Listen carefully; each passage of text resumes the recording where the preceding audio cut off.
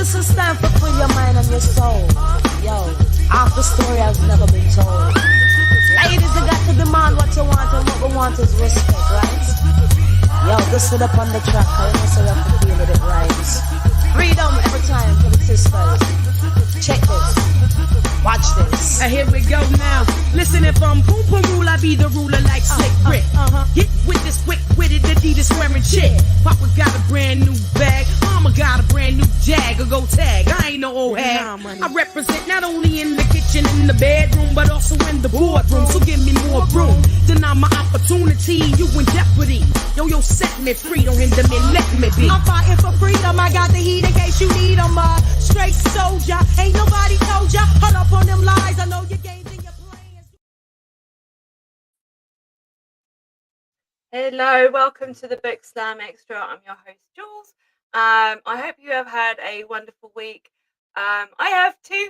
And welcome. I'm glad that you're here. We're going to have a chat today about monsters because it was quite popular last week, and we'd quite like to do it again.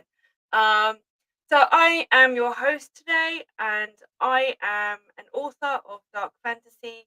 I also write children and adults books in that sort of genre.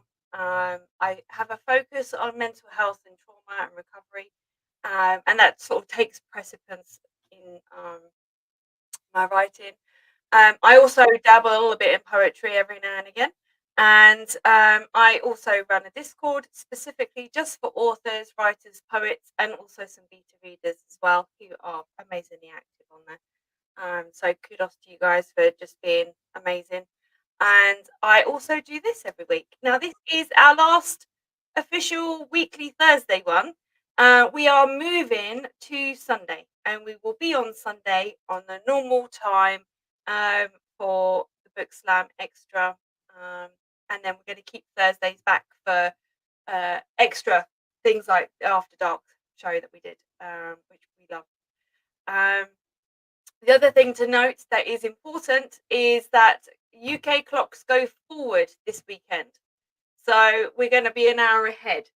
So make sure you check out, there's a few good websites online that you can check out to double check the clocks from around the globe. But yeah, we're going to be moving forward 1 hour this Sunday. So our 8 o'clock show is going to be UK time, GMT. But you'll need to check the time slot where it is where you are.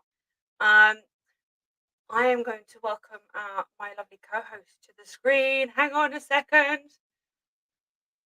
Let's welcome both of them.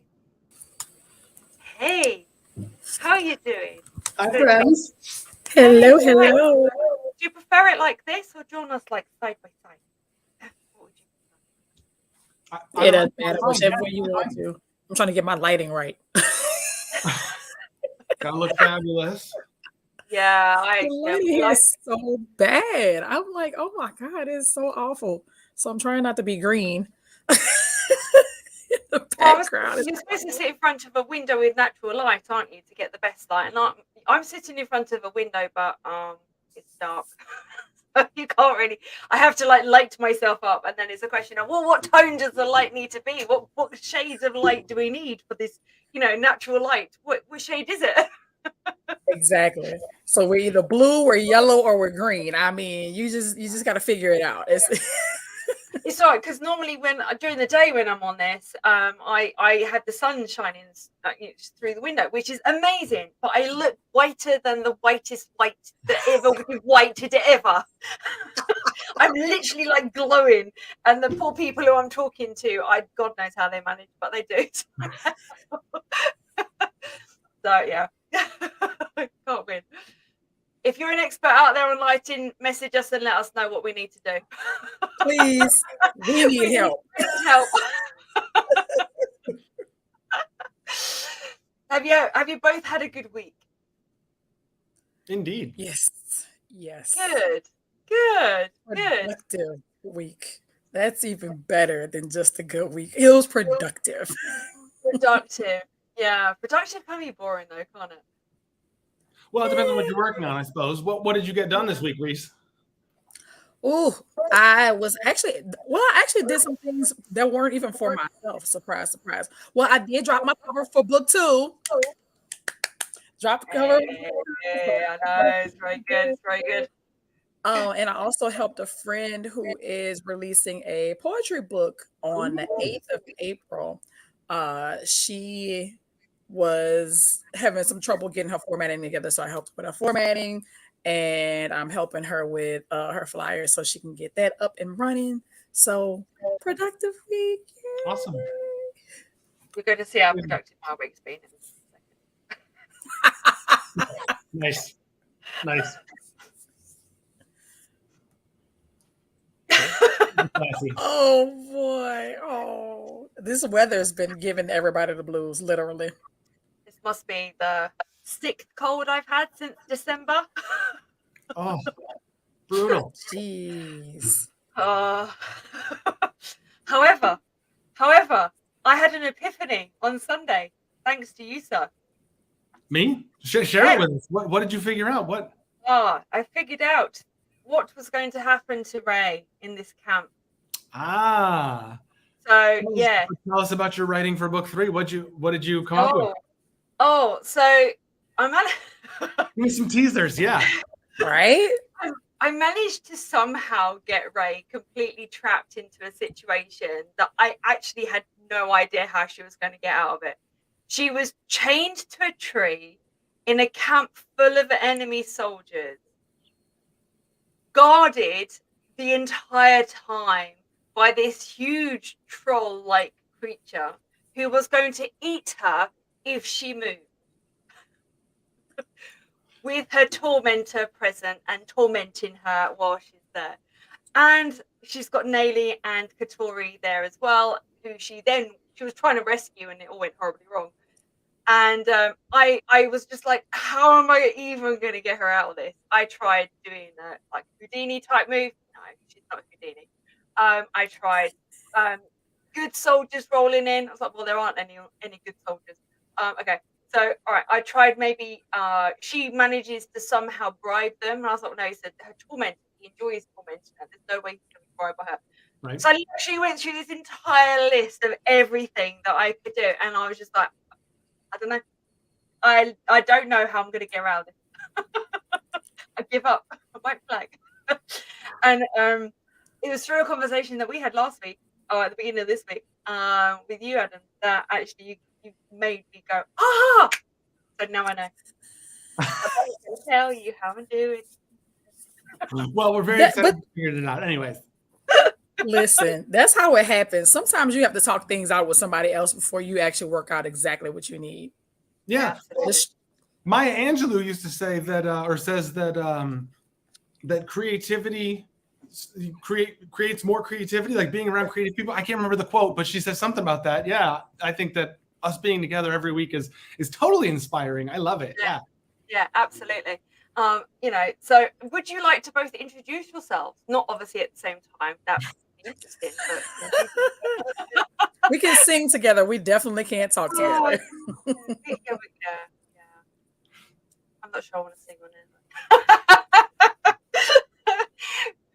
Reese, would you like to introduce yourself first? Sure. Hello, everyone. My name is Reese, aka Reese the Storyteller. I am an author. I'm a poet. I am an all-around nutcase half the time, but that's all right because it makes for good reading. Author of Trapped and the upcoming sequel released, which will be released in July of this summer. So check it out. Check out the page. We'll keep you posted on anything else that's happening in between time. But of course, as usual, happy to be here. We are always happy to have you here, Reese. My lovely co-host. And now you're able to join us as well, aren't you? Most weeks on Sunday, which is going to be amazing. So yes. Finally. Oh my God, because it has been a hectic scheduling these last couple of months. Well, just the last month. It's been really crazy off and on. But thankfully, yes, Sundays will be great. Look, with the exception of travel, I will be here. And what's really cool, Sunday's a very chilled day as well. I quite like it. And over to you, I'm Adam Andrews Johnson. I write horror.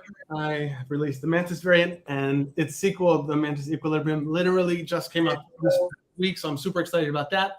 My writing is definitely for mature audiences only.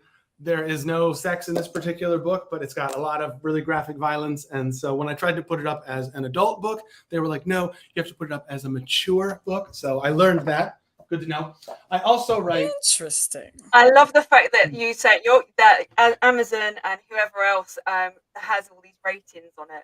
And Well, I mean, for sure, teenagers are going, like 13 years old, are going, I'll have some of that. Right. Well, that's the thing. I think that's the thing is the distinction. Like you've got adult writing, which is supposed to be like really advanced writing, difficult word structure, impressive vocabulary. However, mature means graphic content, whether that's sexual or violent or something else that would fall under that. And so, yeah, mature might be appropriate for a teenager who is into that sort of thing. Totally. Yeah. But I can't list it as a teen book because people would freak out. Parents would lose their minds if they. Parents are losing their minds over blooming books about penguins at the moment. For goodness sake. Right.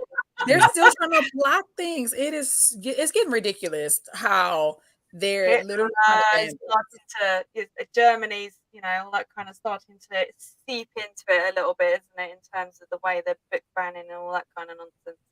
It's super fascisty over here.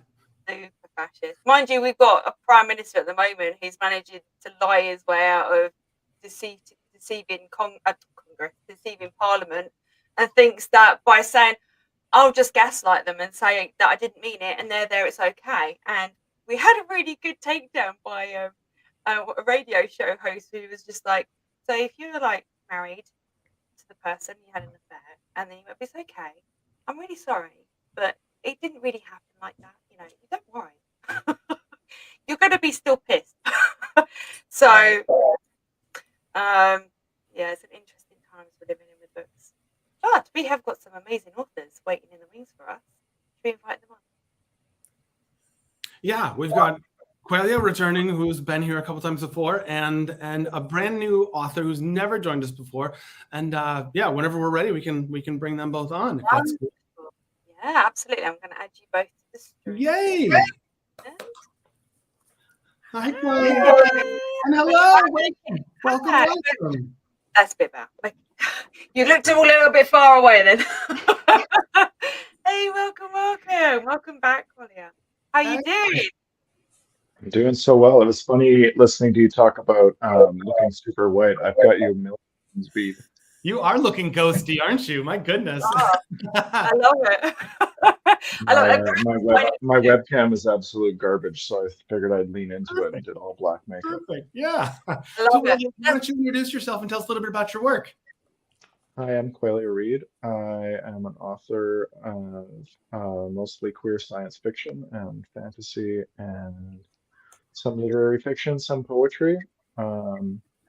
I'm also currently a nurse here in Canada, so I'm all over the place. I'm also raising a little kid who's now a 4-year-old, which is amazing.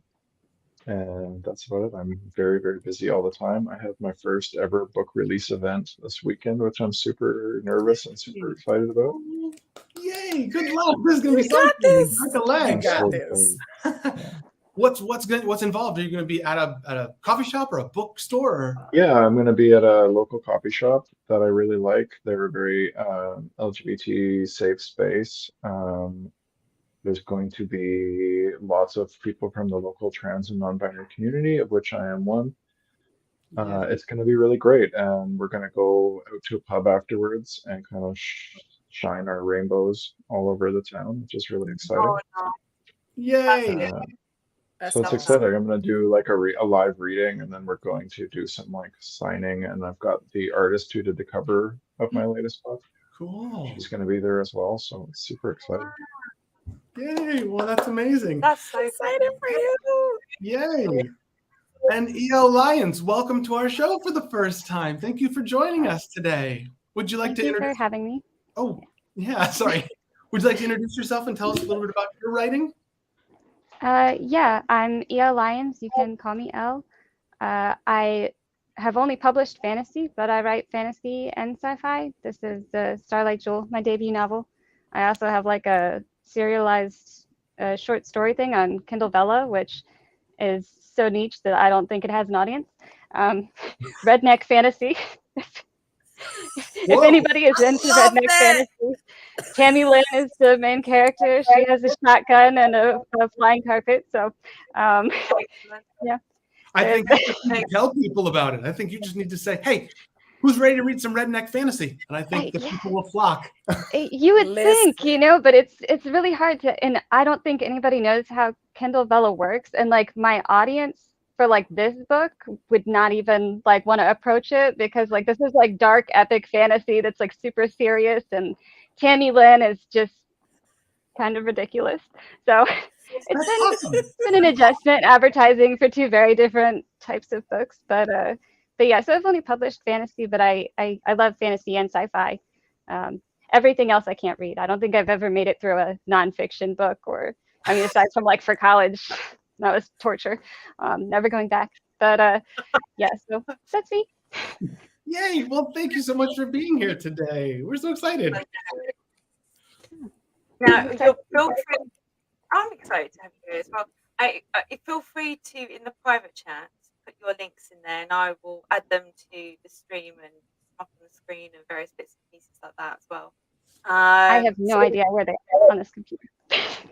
Oh no, that's fine. So if you can you see the chat on your Oh no, screen? I can see the chat. I don't know where my links are. I'm using my boss's computer because mine is too crappy. I can actually probably find you, so that's fine. Don't worry. I think I have actually already found you already, so that's fine. I'll put yours up on the screen in a short while. And obviously follow as well. You can do the same. Now, are you both okay to do some reading tonight? It'd be amazing to hear some reading. We'd love that. Yeah. Wonderful. Yeah. And the other. Oh, sorry. Go ahead. Okay. I was just going to say, and we were also going to have a little conversation about monsters as well. So it sounds really cool. What you put in your book, and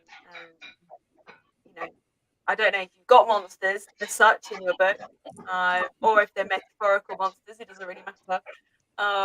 But yeah, we'd love to hear your opinions on monsters. And are monsters even like important or relevant? Do we need monsters in our books?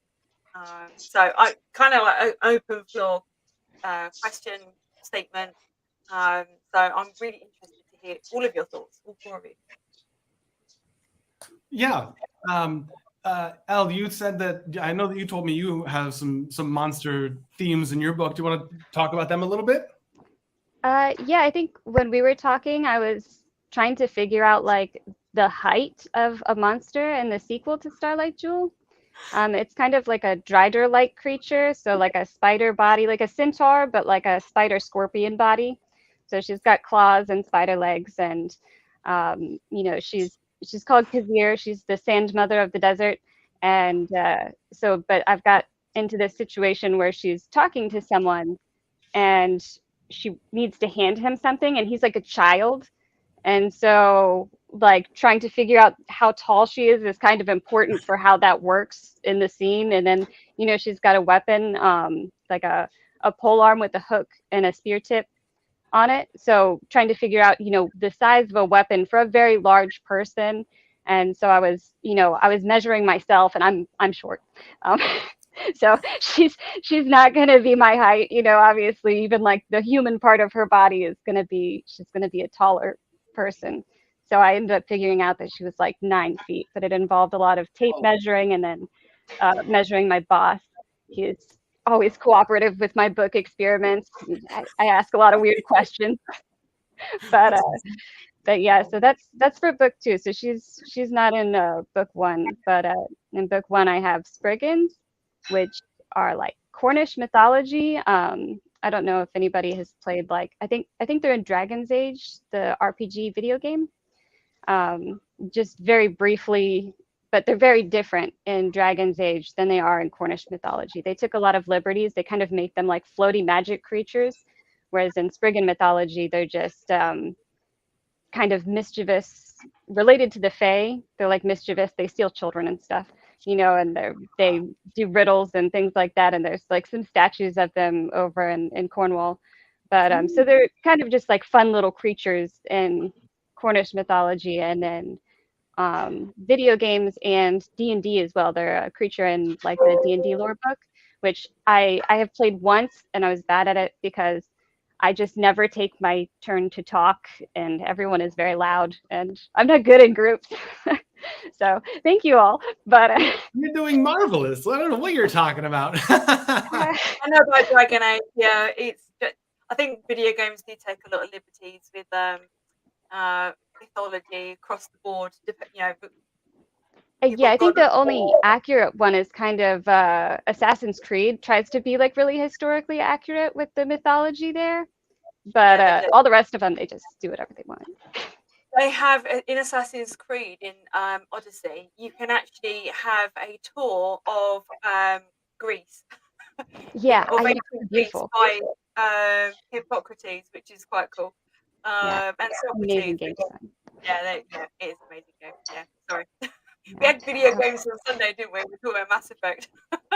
Oh, Mass Effect. I love everything up until Andromeda, and then it went down. That was.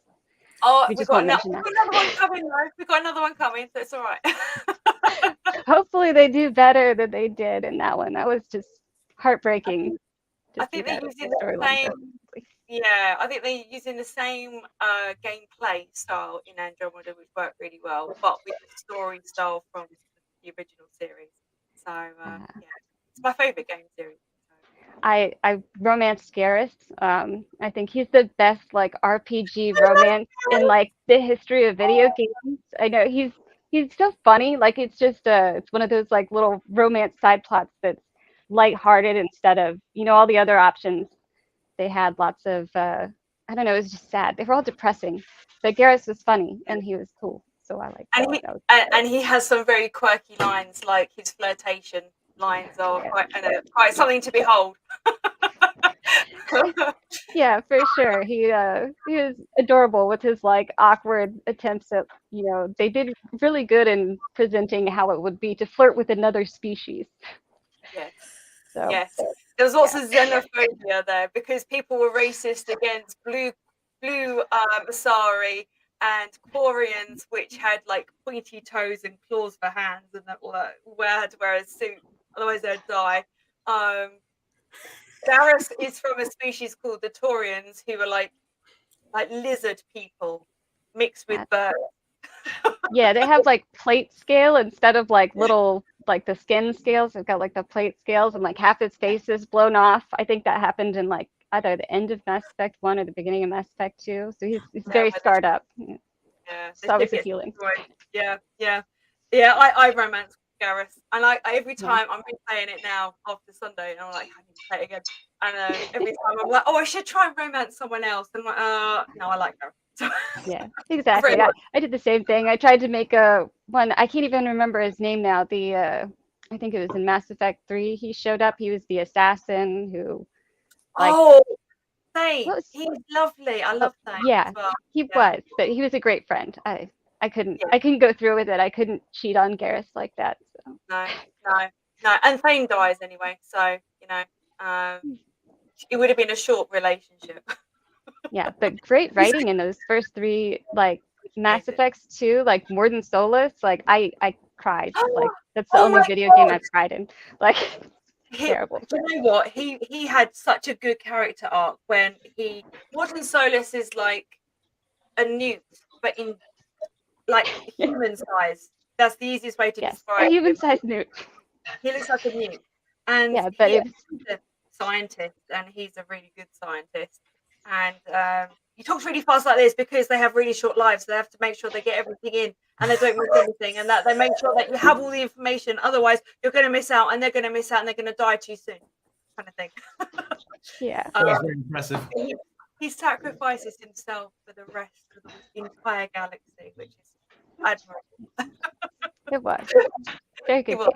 It was a sweetheart. Yeah, it is a very good game. And it's very well written. It's quite interesting because they're talking about monsters, and really, it's full of monsters. So yeah, alien monsters. Yeah. The main enemy were the Reapers, which are like this sentient biomechanical robot thing, creature ship. I don't know how to describe them. But they're like huge city destroying things. And you have to go up against them as an individual, and it's quite terrifying. And there's millions of them. So yeah, it's good. It's very well written. But the thing is, it's with monsters. If you're having monsters that are like the baddies, the bigger, the stronger, the uglier, the more well put together they are, makes a much more compelling story, doesn't it, for your protagonist or your poetry, so that you've got something to fight against. Sometimes. I think other times it's helpful to have somebody who appears, small, a monster who appears normal or small or kind, and then have them turn out to be, the big bad that you didn't expect them to be. I think that's fun too. I like both ways. I kind of for book one, it's like ambiguous who's really going to be the real monster, whether, because there's the Spriggans, but there's also some other very questionable people. Even the main character is very questionable. They're all just kind of, and in book two, it kind of gets more into who's really the monsters. Is it, the terrifying looking people or the Drider like person? She's not really a Drider because Driders in D&D have they don't have any scorpion parts. But yeah, so it was fun to create all that, and I did like a low magic system, so I didn't actually go with what Dragon Age had, but I kind of envisioned them to look like those Spriggans instead of kind of the awkward little tree people that are in Cornish mythology.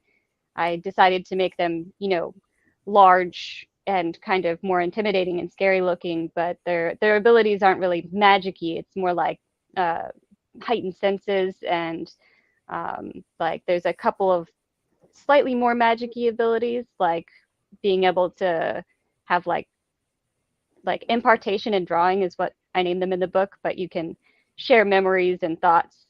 So they're like a communal species with each other, basically. And then there's the hybrids, which are like half human, half Spriggan, which I've gotten lots of awkward questions about in my emails. But yeah, so it was really fun to design the monsters, and I did a lot of research on birds and predator animals, because migratory birds, they have like the ability to know which direction to go, and that's like done in a certain part of the brain. So I did lots of research on animals and plants. So for like how the Spriggans regenerate, I made that closer to plants and like what foods they can and can't eat. So like salt, obviously, if you dump salt into your houseplants, they're going to die. So that's also true for like the Spriggans and the hybrids in the book. So I had a lot of fun just thinking out ridiculously complex lore. And this was before I knew I was going to publish. I had no intention of publishing it first. I was writing it for fun. And then I realized I had to make all that stuff clear to readers, which was why it took me like 2 years to edit it, because when you're writing for yourself, it doesn't matter, everything. Who cares if other people can understand it? But then when you have an actual beta reader go in and be like, what is going on here? Then it comes to be a little bit of a problem. I have an author buddy who calls that his head canon, that the not canon as in gun, but like canonical, Yeah. that what's going on in your story way better than anybody else can. You've got to make sure that they understand as well. That's awesome. Yeah. And I want to say, amazing discussion about those video games, and I love how we just draw inspiration from all sorts of things. So that was fabulous, by the way. I do love video games almost as much as books. They're fun. That's awesome. Like Doc's in the chat going, how do we always talk about Mass Effect? Listen. It's a really good game. It's a really good game. It's so worth it. It's so worth it. I like the Assassin's Creed series though, but like you said, there's so many really good games, and also so many places you can get inspiration from. It doesn't just have to be from computer games; it can be from other books, people, family, places, experience. Yep. Yeah, there's so many different places you can draw from. I think a lot of it is being able to tap into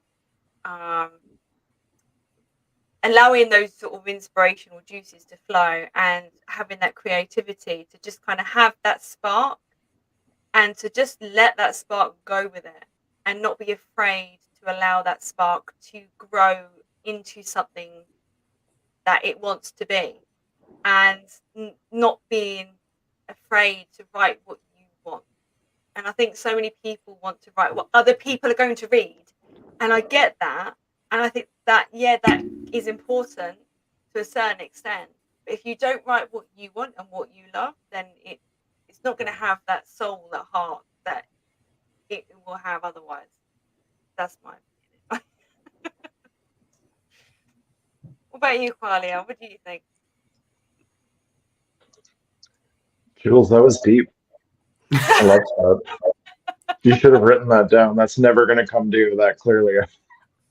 We got to record it though. I was tempted to, yeah, we can go back.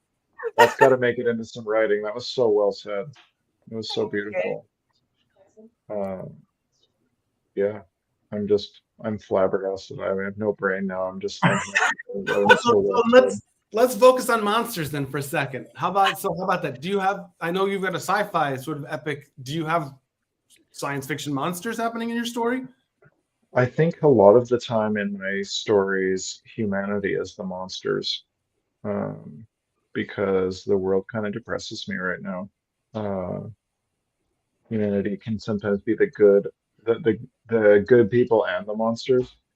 I like that kind of dichotomy. Jules, have you ever read? There's this really old English sci-fi writer who's also a philosopher named Olaf Stapleton.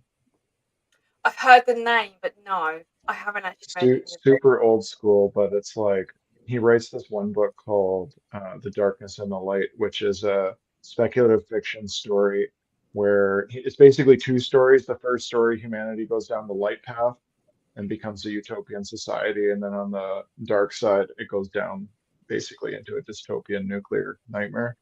Wow. But all of his stories kind of are humanity as the central character. So it's almost like he writes fictional history books, but it's all very philosophical, and it kind of made me think about that. It's like we are all the monster and we're all the hero, kind of like the ego and the superego or the id. But in terms of like writing sci-fi, I do try to write. I'm writing a sci-fi novella right now called Octopus on a Train, which is about a hideous radioactive octopus who gets loose on a train and kills everybody. My goal is to write it. I'm really inspired by like Sharknado and snakes on a plane. So I just wanted to write the stupidest. I'm attempting to write the stupidest piece of garbage that I could possibly write, and it's all like aggressive and misogynist and very like alpha male shooting from the hip, saving the day. And everybody gets killed by a giant radioactive octopus. That's so cool. We love that. It writes itself. Seriously. The octopus, like, is it there already? Like, was it created by humanity? Like Spider-Man was. Well, they don't even get into it. They found this giant octopus dead on a beach, and so they loaded it onto a train to take it to a secret government lab, but then they accidentally put it on a high-speed bullet train full of rich passengers who are on this inaugural bullet train ride.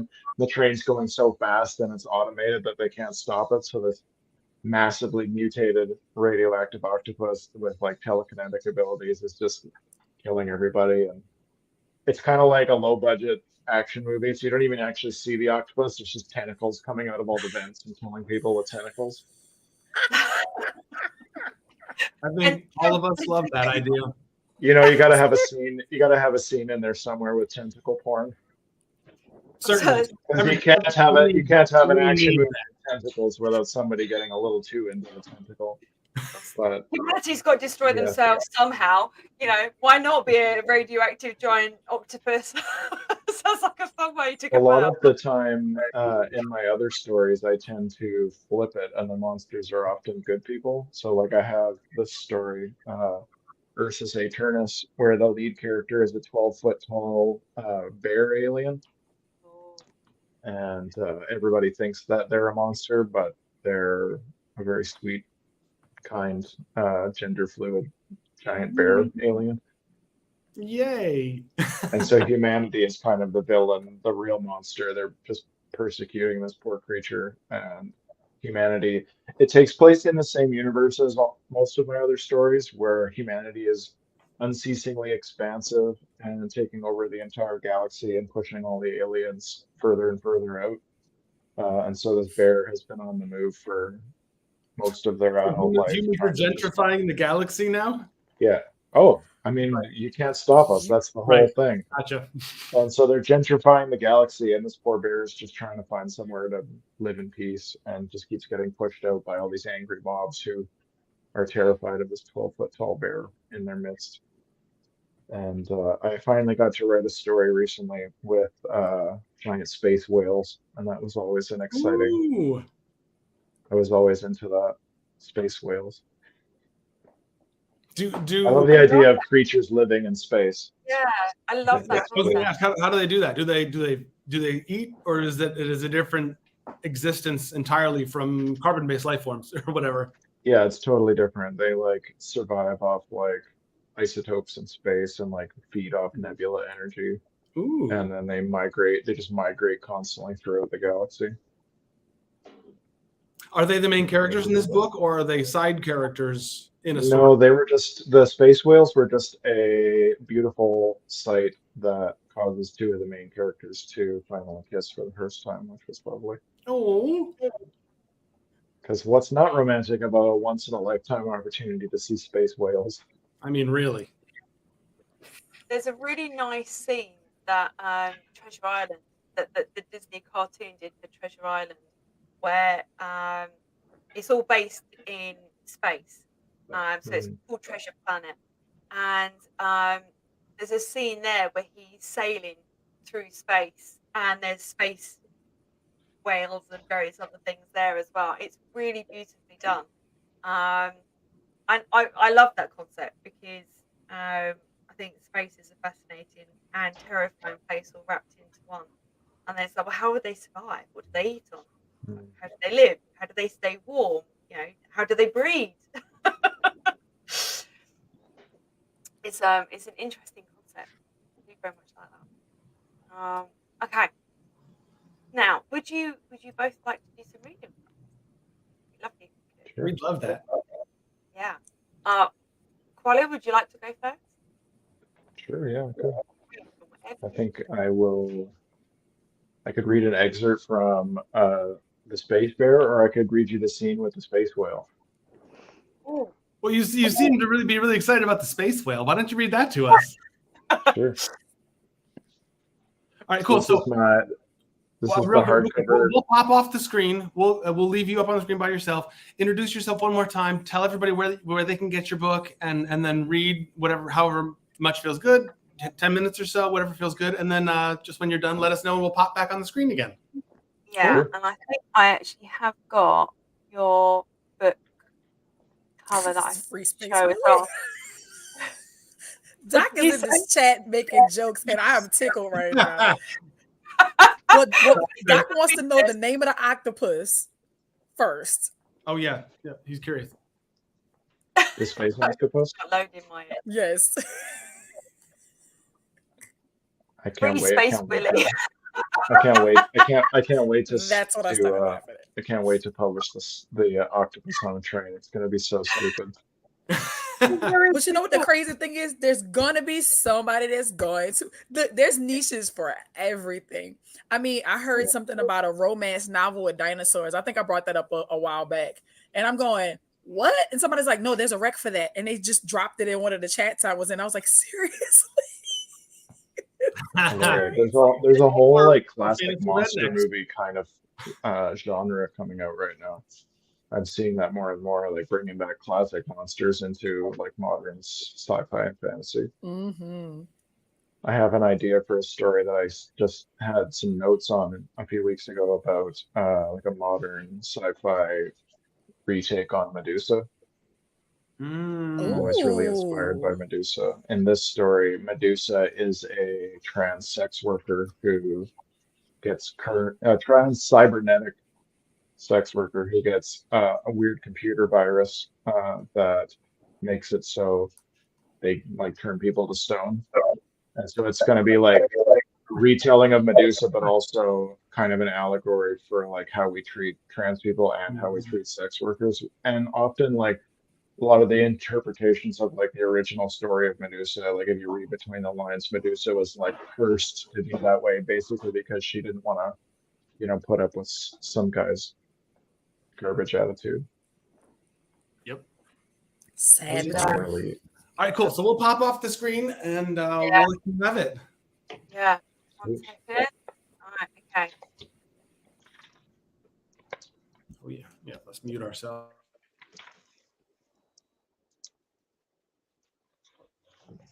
I am Quillia Reed. I'm going to read a small section from my just released printed anthology, The Shadows of Athlon. You can get it as an ebook anywhere on the internet that sells ebooks, and the hardcover and paperback are available on Amazon. And there's a draft to digital paperback that's available on certain websites as well. I've sent in the link, and then link's got all that info. So yeah. So this particular scene takes place where the series starts out in a short story called Risorgimento, which is where we kind of meet the character in this version of the story for the first time. And so this is a backflash to an earlier point in her life. The latch clicked into place, and Esmeralda's composure was torn away from her in a way that she'd never experienced. She stood with her back against the gray metal door, feeling drained of the internal lubricants that kept her systems functioning optimally.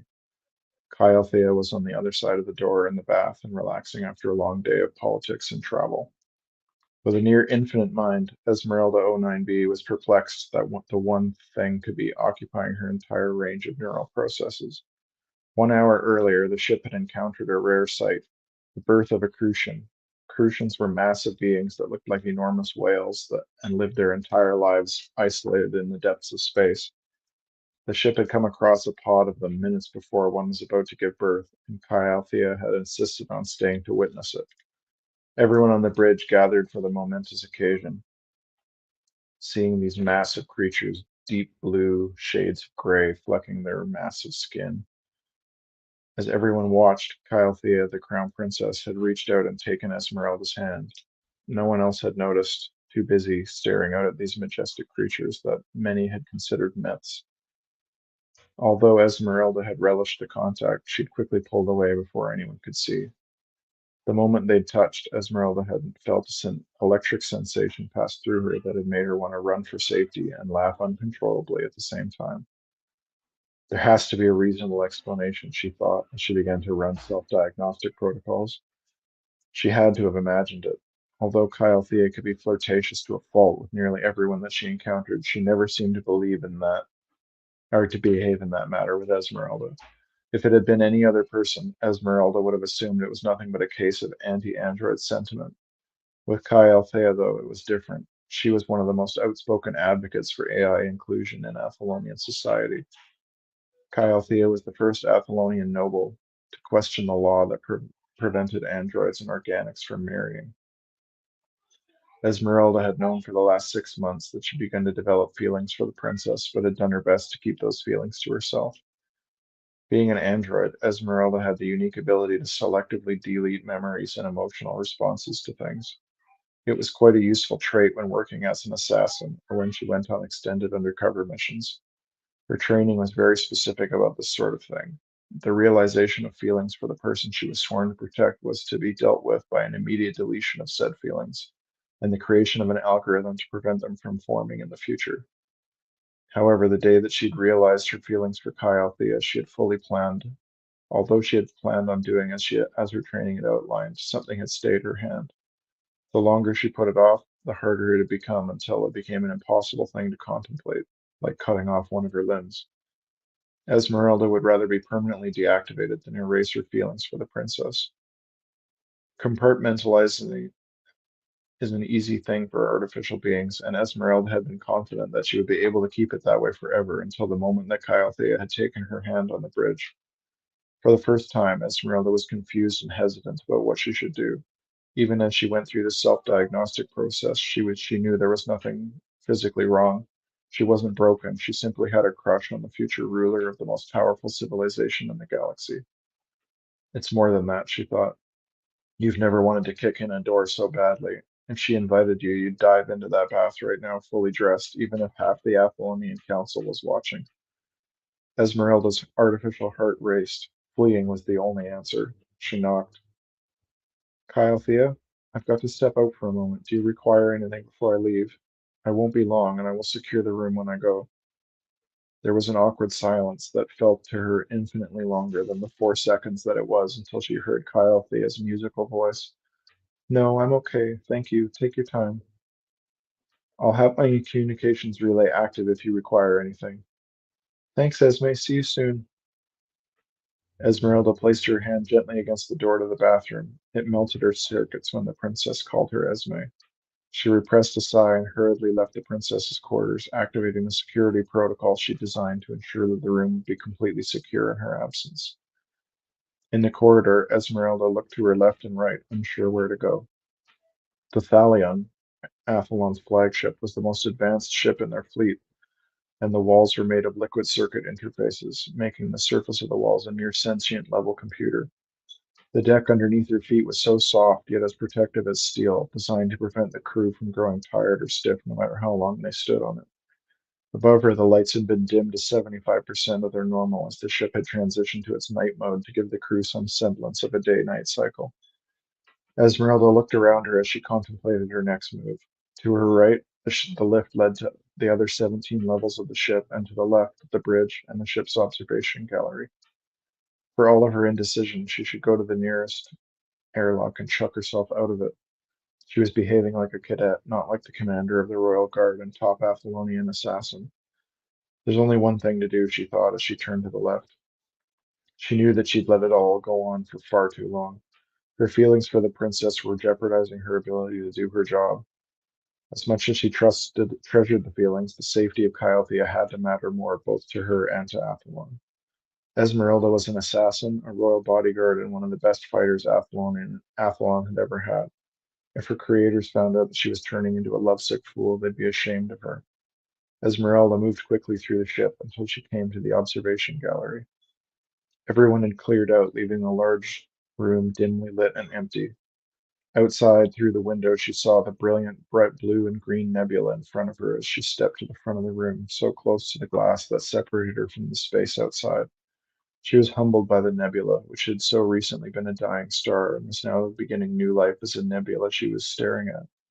Somewhere out there, the Crucians were swimming in the stellar seas of the nebula that was their home for the moment. Moved by stellar phenomena now, she said out loud, get a hold of yourself. Without realizing it, a war had begun in her mind, and the outcome would determine her fate. On the one side, her machine mind fought for logic, perfection, and duty. On the other side, her desires, her feelings, and her awakening femininity demanded their freedom.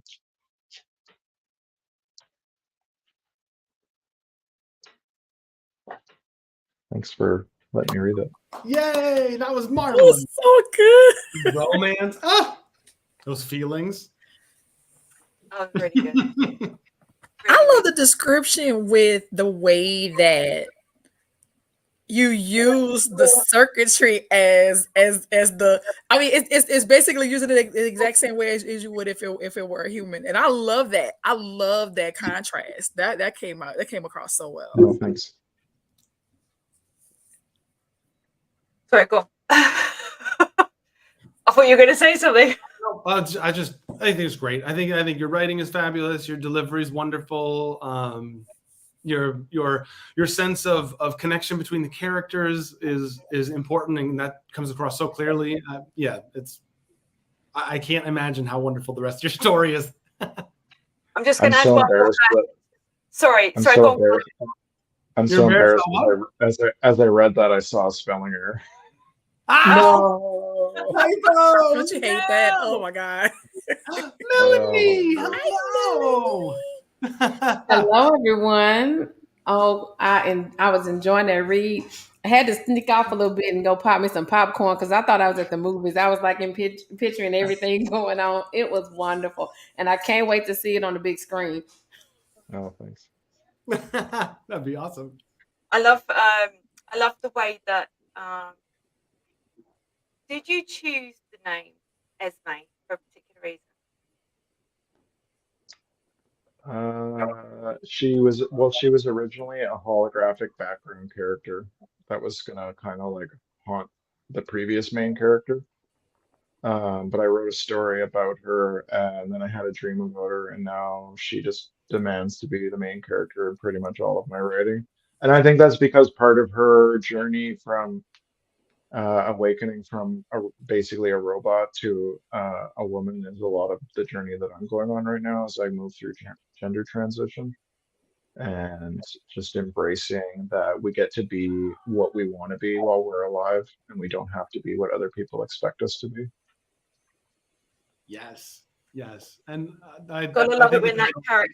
Sorry, the beautiful parallel. That I think that's awesome that you're embracing who you are and also presenting it in a way that is unique and sci-fi. You know, definitely fits into that whole vibe. So no, awesome. And as a queer person, we love to see ourselves depicted in any form, in any media, anywhere, because it's so infrequent. So love it. Yes, love the queer characters.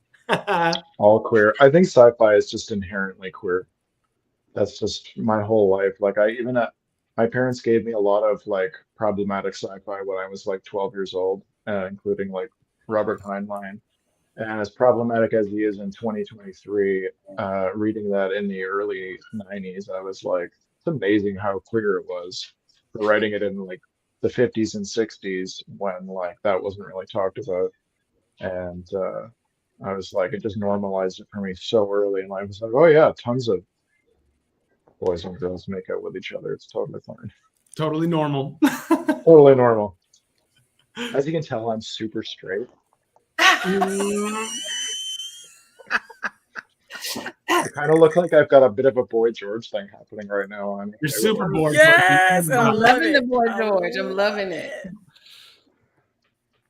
Well, cool. Well, Elle, would you like to do some reading now? Does that sound good to you? Oh, sorry, Jules, were you saying something? Sorry. I was just going to say that I really love it when a character speaks to you, and their story must be heard. Their story needs to come out for one reason or another, and they nag you constantly. I have this one. This is Esme's next adventure. It's my first full-length novel with these characters, and this is my final proof copy. Before I send it to the printer, I'm going to be extra judicious on this one, seeing as though I just read and saw a spelling error in this. It's always the way. There's going to be a lot more. Anybody who's interested in Esmeralda, though, there's a lot more Esmeralda to come. Yay! Awesome. That's so cool. I think that it's a really interesting character with a lot to say, and I think there's a lot more to come from her. So yeah, I'm really looking forward to seeing how that develops and how she presents. So yeah, that's what I wanted to say about characters. Thanks. Thank you. Yay! So Elle, would you like to jump on the screen and read some to us now? Sure. Can we get Melanie to introduce herself first? Sorry. Oh. Yes. Don't freak Elle out any more than necessary, y'all. Come on now. She's like, okay, let's start. Oh my God. A lot of false starts happening. I'm sorry, Elle. I'm just like the neighbor that pops in, so it doesn't matter. I'm Melanie, better known as The Voice, and I'm one of the co-hosts, and I am an author, a poet, an educator, publisher, all of that stuff. Whatever somebody needs, that's what I do. But I just get the enjoyment of coming in and listening to the wonderful reads and getting so many ideas. I love the fact that we're talking about monsters. I'm just getting into the fiction genre, and it's like a wild ride, but I love allowing the story to take control and take itself where it wants to go, no matter what I intended for it to be. And it's just a wonderful experience to listen to you guys read and become immersed in your stories.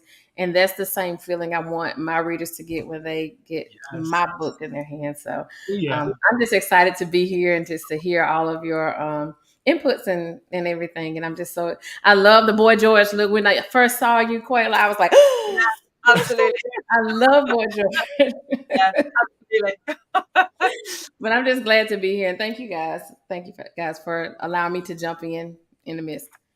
You're always welcome, Melanie. Always welcome. All right, now Adam, over to you. Would you like to I think we're ready for you, Elle. If you're ready. I'm as steady as I'm gonna be, you know. Okay. So it's good. So same thing as Qualia. We'll pop you on the screen, introduce yourself again, tell everybody where they can get your book, and just read for a little while until it feels good. Cool? Okay. Sounds good. Thank you. All right. I am E.L. Lyons. I wrote Starlight Jewel, which is the first in a trilogy, the Gifts of the Aldtree trilogy.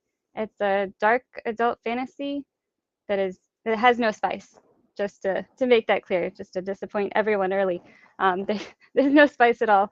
There is a lot of graphic violence though, so I'll just start from the beginning. There is a prologue, and I'll skip that. Quick step and soft step are the gifts of the flesh. Keen scent and keen ears are the gifts of the base senses. Heart seer and night seer are the gifts of true sight. Epheser is the gift of forgotten faces, that which can render even the most beloved a stranger, removing the mark of them from history itself. Axley woke to the vast gray sea's salty aroma yielding to Grackenport's morning happenings. Street vendors heated oil and made dough, families emptied chamber pots, and housemaids shook dust and dirt from doormats. A gentle melody formed from the squawking gulls' dreary chatter and the babble of footfalls still heavy from the spell of sleep. The scents and sounds, a whisper to human ears, were like an orchestra at a banquet to hers. The hammock she fashioned from a fishing net and hung between the alley's barred windows left her sore, but it felt good to wake up with the sun's light on her skin. The pastel sky above reminded her of the painted ceilings back at home in the burrow under the city of Minilov. The fleas were less pleasant company. A small finger poked her back, and she turned over to look down at her human half-brother. He lay on a pile of straw beneath a blanket sewn from scraps full of clothes. The boy's name was currently Hyde, and his relation to her was a secret she had guarded with her life, or rather with the lives of others. Such things seemed distant now as he smiled up at her from under a mop of brown curls. Hyde sat up on his elbows, his feet wiggling under the blanket. Good morning, Miss Carlin. Indeed, it is a splendid morning, Mr. Hyde. She feigned an air of posh drama, and the boy's grin widened. To wake in this most lovely of port cities to the sight of such a dashing young man. Pray tell me of your dreams, that I might have something good to ponder whilst I work today. I dreamt I was on a boat with a badger and a mole. We sailed forever, and the sea was beautiful, and there were no storms, only the sun and the wind. He closed his eyes tightly, trying to get back to his fantastical adventure. A boat? How dreadful. You won't get me on a boat, Mr. Hyde. It'd be my death. She slung her legs over the side of the hammock and stood, grabbing the overskirt that served as her blanket.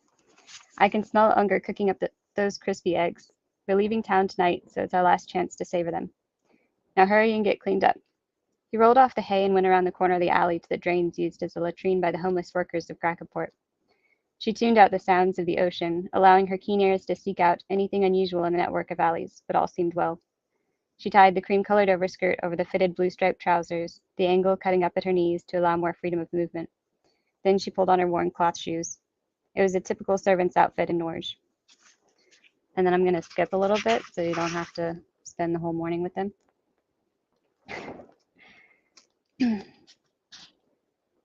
She heard the other maid come in and start washing the dishes. She curtsied and left the bedrooms, hoping to escape the worst of the noise. Even from a distant room, the metallic bang of pots and pans left her near deaf and wincing in pain. Keen ears, like all the gifts from the Spriggans, could be as harmful as helpful, and in her current line of work, it was rarely anything helpful. Dell opened the door and sauntered in, grabbed a pair of shoes, and wrinkled her nose. Didn't I ask you to clean these? Yes, ma'am, and I did clean them. Some scents are harder than others to remove, though. You're saying my feet are dirtier than other women's. You're a slanderous brat, and lazy. Clearly you just didn't make an effort. I have to wear these today. Dell threw one of the shoes and Axley ducked, the footwear flying over her head. Clean them. Her words were punctuated with the second shoe, which was avoided with a sidestep. Sorry, ma'am. I'll do my best. Axley picked up the shoes and took them downstairs. She set them out for the other maid who wasn't so badly affected by odors of cleaning mixtures. It seemed a cruel trick of the stars that Axley's strongest gift was keen scent. For as useful as it could be, it was just as often torturous. She hung her apron and went outside, glad for the fresh, salty air to cleanse her nose. Hyde sat where she'd left him, but now had his glass shards laid in front of him. The sight of the glass always unsettled her, and she wondered what prompted him to bring it out in clear view of others. Feeling better, Hyde? She asked cautiously.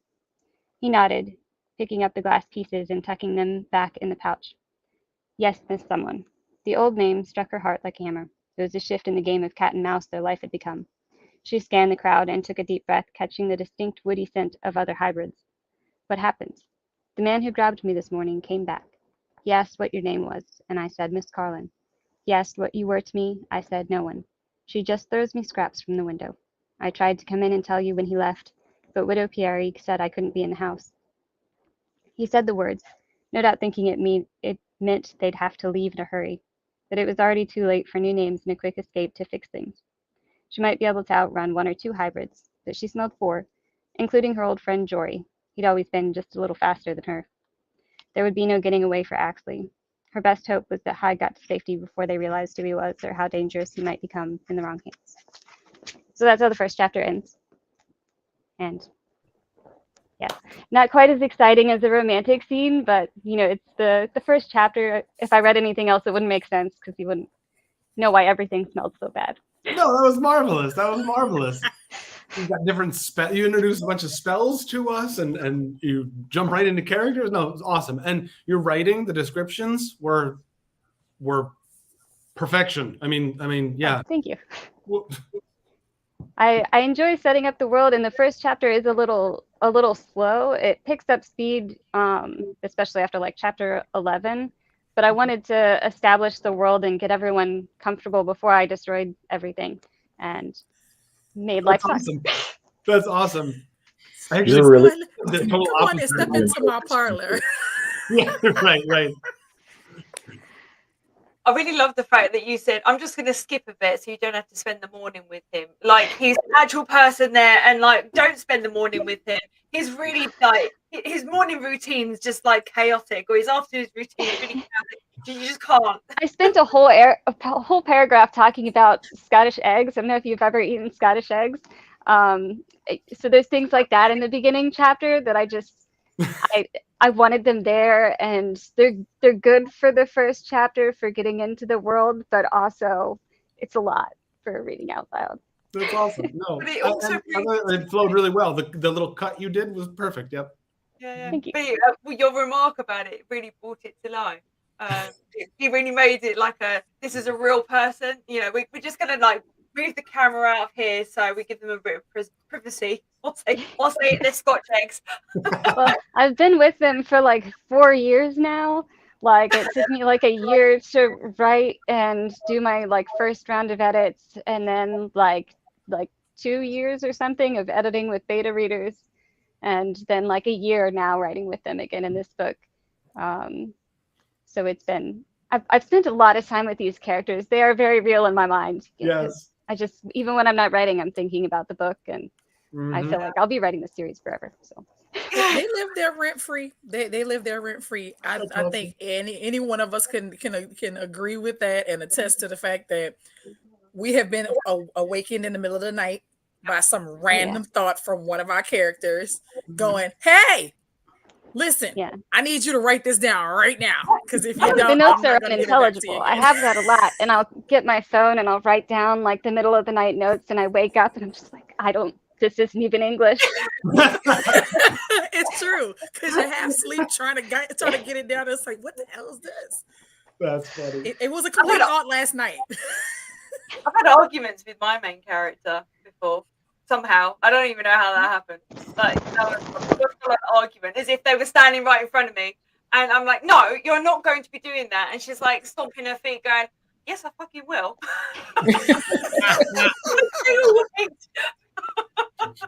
Okay, No, I didn't have that going on with my first book because it was a sort of like a biography. But with my poetry, I do find that happens a lot. I'll start it off in one direction and it ends up going somewhere totally different. And it adds character and flavor to it. So I haven't gotten into an argument yet with my character, but I'm looking forward to it. You never win.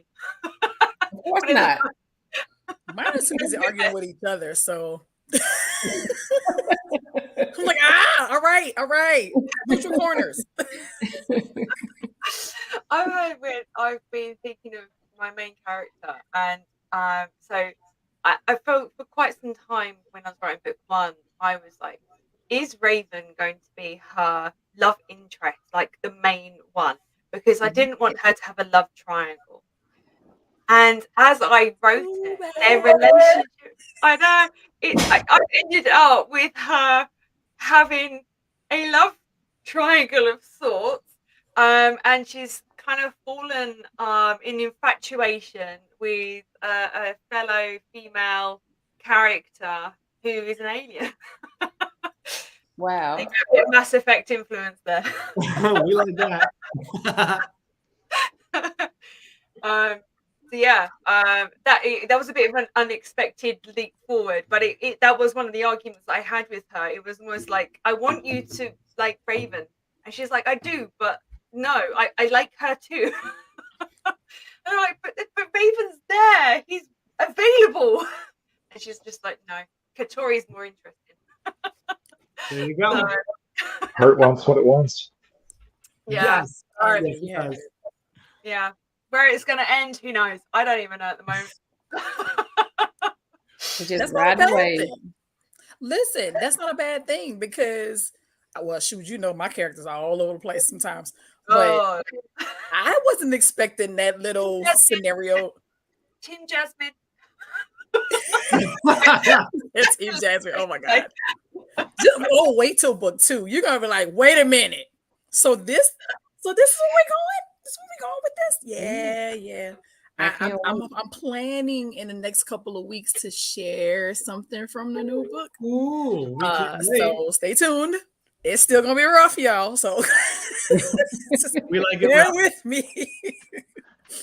I'm with Adam. On the rough cut. Look, y'all look awful. Especially if Sterling's involved. Well, see, that's the thing. He has a replacement. Oh, look at Melanie's face. So, it's all right, sis. Don't worry. She'll fix it. We're all in love with. What's going on? No Sterling. All I have to say is get ready to take a step. We're excited. You can. Get ready for the storm. I'm working on it now. I finally figured out where they're going to meet. Yeah, because I'm like, I know what's going to happen, but I really need to find a place for them to meet.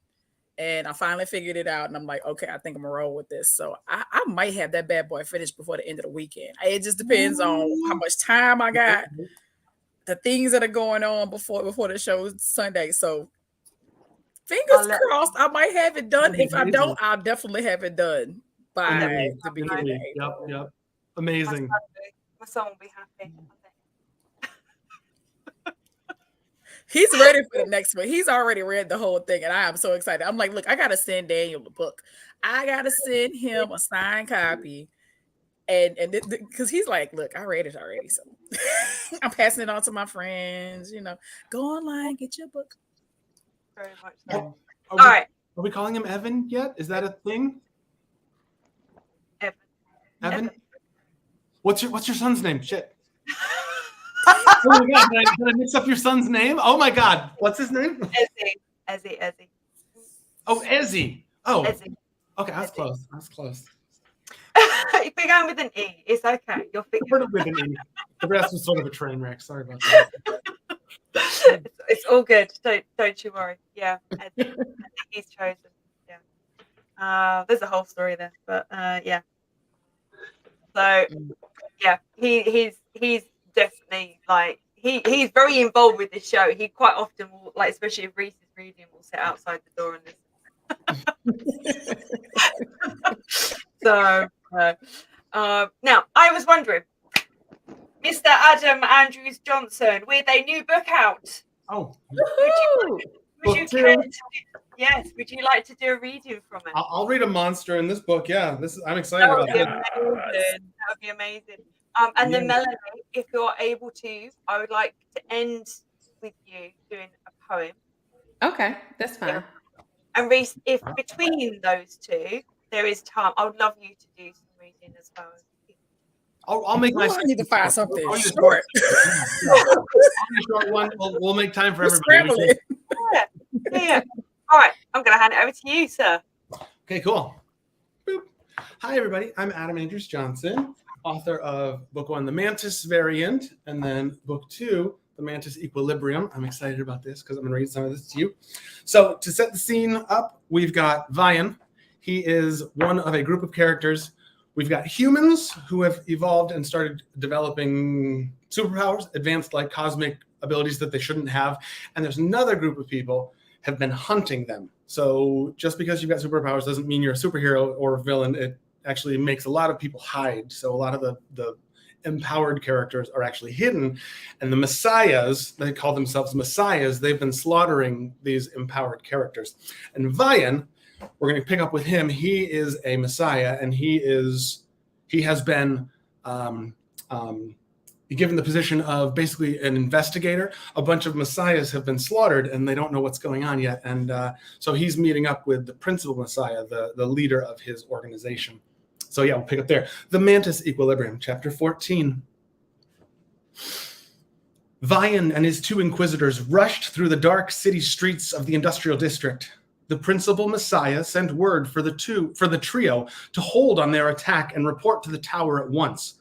But as they turned the corner that led to the temple, they were surprised to see a crowd in front of it.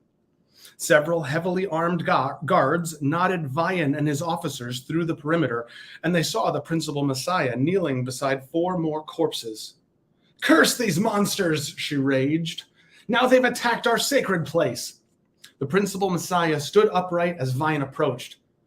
"Our fallen kin at this attack," she informed him, "only display 2 of the 3 types of murderous energies we've encountered.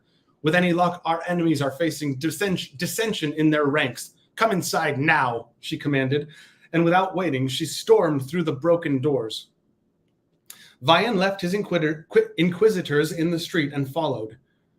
"Do you know what happens when a messiah consumes another mantis gland?" the principal messiah asked. "Another, milady?" She furrowed her brow. "Yes, another," she replied. The woman glared at Vian with an expression that dared him to interrupt her again. "You remember eating the mantis gland that turned you into messiah, correct?" Her question was rhetorical, and her tone was sarcastic. She continued without allowing him to reply. "Far to the south, the mountains end in a vast flat land, but between the two lies a region of foothills that serves as the monsterdom of the mutated. Those twisted addicts," she continued, as she began to climb the stairs, "are not part of this society." Vian followed. "Their kind are not welcome in Teshin City," the principal messiah elucidated, "but from time to time my brother comes to visit." She reached the top step, approached a window, and pointed down. Vian joined her and looked where she indicated. In a narrow alley adjacent to the tower, a coachman stepped down from his carriage and opened its door. Then Vian was shocked by what he saw. Something vaguely humanoid emerged from the tower at street level. The creature was naked, with the same skin tone as the principal messiah. However, unlike her, this being was made up of too much person. Its arms were normal human arms, as were its legs, but there were too many of each. The thing slithered into the carriage, moving more like an animal than a human. The door was shut behind it. "What on earth was that?" Vian exclaimed. "That's my brother," the principal messiah replied in a calm tone. "After his second mantis gland, he grew the arm that now comes out of his sternum. You couldn't see it from here, but his mouth also developed," she paused, "another mouth, for lack of a better explanation. It's almost as if he has 2 separate lower jaws." She continued. "The 3rd and 4th mantis gland he ate grew him extra legs and the fleshy boulder that protrudes from his back. There are also fingers that extend out all over his upper chest, and he has a partial arm sticking out of one side that just pokes like an elbow. His fifth mantis gland gave him a third eye in the back of his head, a second penis, and his foot coming out of the shoulder blade. Vian watched the cart until it rolled into the main street and disappeared from sight. He will never be the same again, the principal messiah went on, and he will likely never stop hunting for more mantis glands. Don't worry, she answered before Vian could even formulate the question. He always asks, but never gets any from us when he visits me. No, she added. In fact, let me show you the way we, your superiors, enjoy shift. And I'm going to stop there because they're about to go torture somebody. And I'm not going to read that right now. So that's my surprise. You know we want to hear about the torture. You know we want to hear about the torture. My beta reader, when she got to that, she said that the two penis line made her burst out laughing, and then the very next paragraph where they're messing with the shift, she was like, I was gagging. That was so gross. So I figured that was a good place to stop. I've only read one other scene in a book about dual phalluses, and it was very interesting. Was it an educational book? Oh, it was very educational. Every time.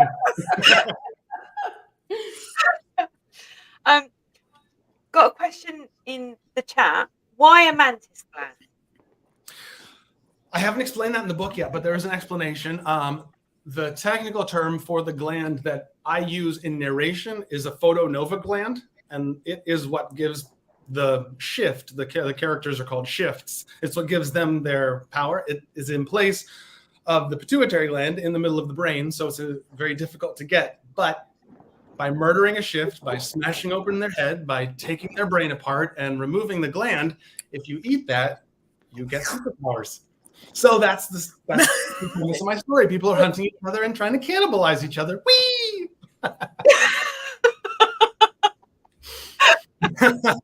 Got some cannibals in my book too. This cannibal monsters are always fun. Yeah. Yay! We love cannibals and monsters. You made me have the image of a child sliding down a slide, going wee, and then splatting at the end. In a pile of intestines and gore and stuff. I like that image. I'm okay with that. I was glad that I didn't hear what I thought I heard, because at first I thought I was hearing dueling phalluses, but then it was a duel, and I was like, okay, I'm good with that. That's an interesting image. In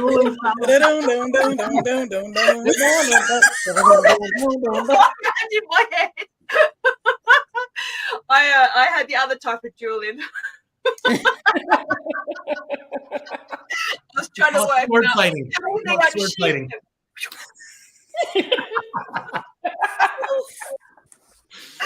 You're welcome. You're welcome. And now your poem comes to mind, Adam. And now the poem comes to mind from the parade scene. Yes.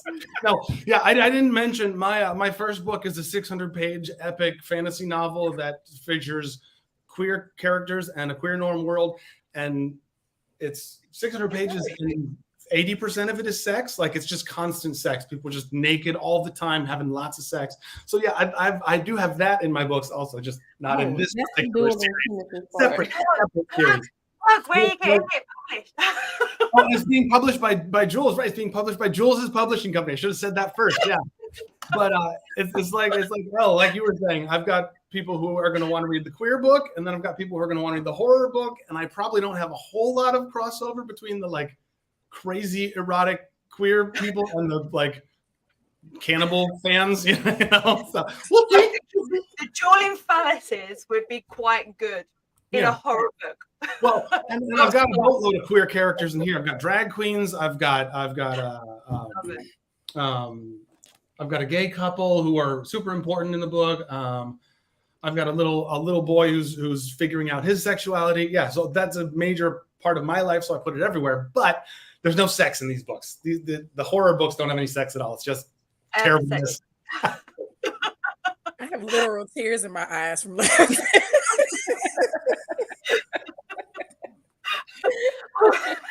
All right.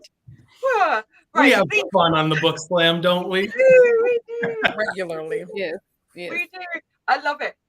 What I really like is the community that we're building, the people that and the fact. Whoa! What was all that noise? Oh, sorry, it was probably me. I'm sorry. Oh, okay.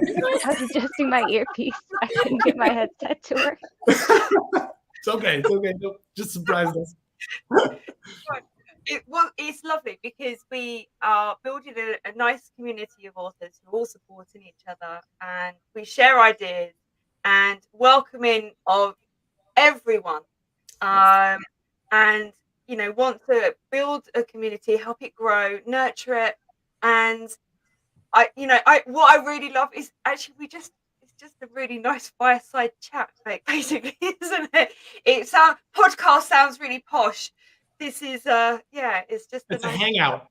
It's a hangout. Yeah. We should really call it that. Also hangout, yeah. It's not a podcast, it's a hangout. It's a book hangout. Like a writing club. I love that. All right, Reese, let's go over to you. This way. What's that face for? What was that face for? I'm sitting there going, okay, I think I found something good that I can work in. Yeah. That's not too, because look, I don't want anybody to be uncomfortable, so it's going to be a little mild. Oh. No. Look at Melody's face. It's like, where's Sterling? Can I put some Louisiana hot sauce on mine? I'm allergic to spice, but I can tune it out. I can tune out the spice. No, I promise I won't do that. Yourself. To you. I will not do that to you. I will give you something light. It's not even that spicy. I promise. It's not. Because Melanie, if it was, Melanie would have me reading something about Sterling, which is very, very detailed. Detail. Yes, detail. Okay. We go for the detailed bit. Let's do a vote. Who votes for the detailed bit? Let's do hands. No, look at it. Was like, hell yeah, go ahead and I just voted. Melanie's voted. You got to vote. You got. Do you want the detail bit? It was like, I'm gonna tune it all. Oh, it's a majority rule. There you go, Reese. I don't think I can say I want it. I just voted. I'll accept that as a vote. It's fine. Reese, you read whatever you like. But I do want to share this piece because it gives you. Now, this is actually Jasmine's chapter, so you get a chance to learn a little bit about her. Yes, and her internal struggle she's having right now with this bet before the bet happens. Okay, so I'll drop in on that piece. Here we go. All righty. And this, of course, comes from Trap, which is my debut novel. Part 2 is in the works, so we'll definitely jump into that. But this is Jasmine's piece here. I spent the next night hanging out with the girls at Anya's. After playing hide and seek with my favorite little guy, I read him a story and tucked him in. He was out cold before I finished the book. I don't know why people think kids are so difficult. Feed them, bathe them, clothe them, play with them. What's so hard about that? Anyway, when I made it back to the living room, Stephanie and Anya were drilling Naomi on her future prospects. They only knew. Ooh, there's this guy on my team that might be nice, I heard Anya say as I snatched up the popcorn bowl from Steph. Steph gave me an annoyed look, then turned her attention back to the others. Or you can meet Henry, Stephanie offered. He works in our auditing department at TCC. Pretty nice guy, kind of shy. Listen, y'all, I know you're trying to help, but I don't think I'm ready to start dating again, Naomi said. She glanced in my direction with a desperate look on her face. Naomi wanted out of the current line of questioning, and I knew just the way to help. They both sound pretty boring to me, I interrupted. Why don't we just take out an ad? Single black woman seeking single black man to live happily ever after with. Why are you like this? Stephanie groaned in annoyance. Why are y'all harassing Yomi about having a boyfriend when now one of you heifers has one? I challenged. Anya opened her mouth, then shut it tight. Stephanie just rolled her eyes at me. Nothing else from the peanut gallery? I stared at their silent faces. Good. Stephanie narrowed her eyes in my direction. Anya, you notice Jazz has been extra protective when it comes to Yomi these days? Mm-hmm, she agreed. If I didn't know better, I'd say Jasmine had feelings for her. Oh, hell no. Was I being that obvious?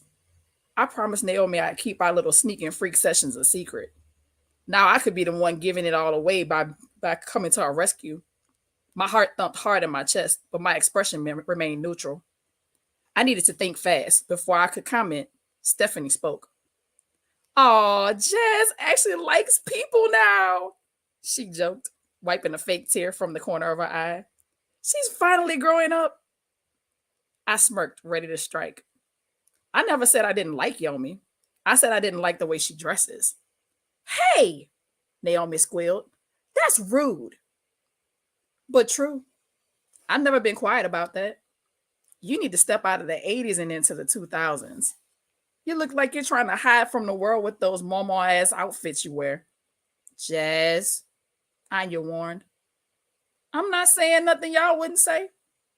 Yomi is a good girl who should visit the bad side every once in a while. I looked pointedly at Naomi. Besides, she might like it over here. Naomi turned red and I chuckled. That's enough, Anya huffed. I shrugged my shoulders, then dug into the popcorn. Later that night, I drove Naomi back to her spot. She was pretty quiet the whole way there, which was unlike her. I parked the car in the driveway and turned off the engine. When she reached for the door handle, I placed my hand on hers to stop her. Let me walk you up, I offered. No, thank you, she said coolly. I dropped my hand and turned her head to face me. Her eyes were hard, her jaw set. She was mad at me again. What did I do? I asked. What did you do? Why did you do it? Why do you always try to embarrass me? Do you get some kind of sick pleasure from upsetting me? For a split second, my mind locked onto the word pleasure, and all I could think about were all the ways I could turn that frown into, Jasmine, are you even listening? She questioned, snapping me back to the present. I wasn't trying to embarrass you. I was just trying to get Steph and Anya off your back. Naomi's perfect lips pushed into a pout, and it took every ounce of strength in me not to take that stubborn little mouth of hers. Damn, I needed to calm down. Seriously, I'm sorry. Naomi looked at me from the corner of her eye and huffed before grabbing the door handle again. I hit the power locks to stop her. Let me out, Naomi protested. Not until you say you forgive me. I forgive you, she mumbled. Do you? I whispered, leaning into her space. Really? I just said so, she replied, her fingertips nervously running along the armrest. I shook my head. I don't believe you. I guess I have to make it up to you. How? Come with me to Ty's party tomorrow night. Anya and Steph are coming. I want you to be there too. I don't know. Naomi wanted to say yes. She just needed a little nudge. I went in for the kill. Say yes, I breathed. I leaned even closer, brushing the tip of my nose against hers in the dim light of the car. Please? I couldn't see the color of her eyes, but I could tell by the shift in her breathing that she was a lost cause. Yes, she whispered back. Her response sent heat shooting down my spine, and I closed the distance between us, and her satiny lips met mine. Satiny? Hell, that's exactly what they felt like gliding over my own. Her hand sank into my hair. The soft whimpers she was making were driving me crazy. I wrapped my fingers around her waist, pulling her body against mine, and she gasped into my mouth. I slipped my tongue between her lips and groaned at the taste of her. I swear I was becoming addicted. Why did I keep doing this to myself? I needed to leave before I got caught up. I broke the kiss and dragged my thumb along the edge of her damp lips and heard Naomi sigh. See you tomorrow? Wear something sexy for me. Maybe I will. Maybe I won't. Naomi gave me a devilish grin.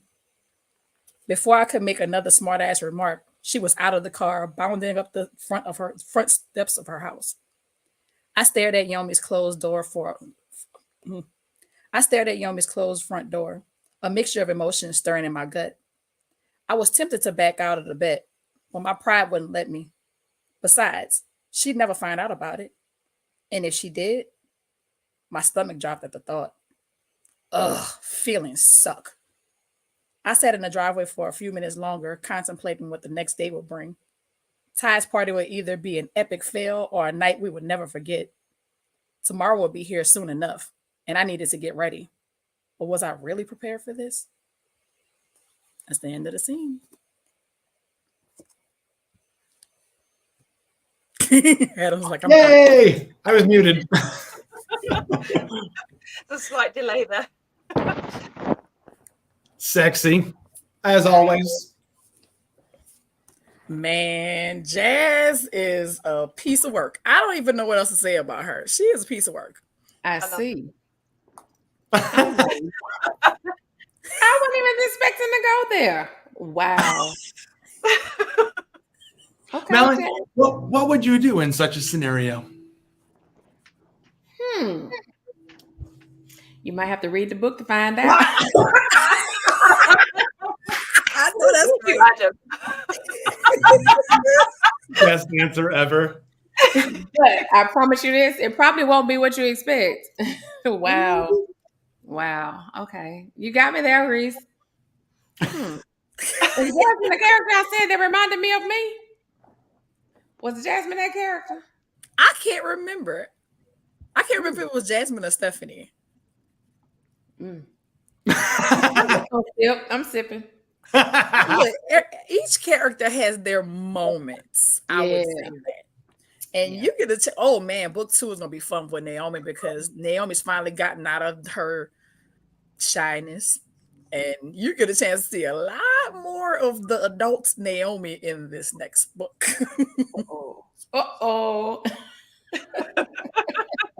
I was working on one of the scenes, and I have a good friend that I always shoot lines back and forth with. And I sent it to him, and he cracks up. He goes, "Yeah, when her mouth dropped, my mouth dropped too." I said, "Now you know that's the reaction I'm looking for." That was perfect. Which one is your favorite character to write?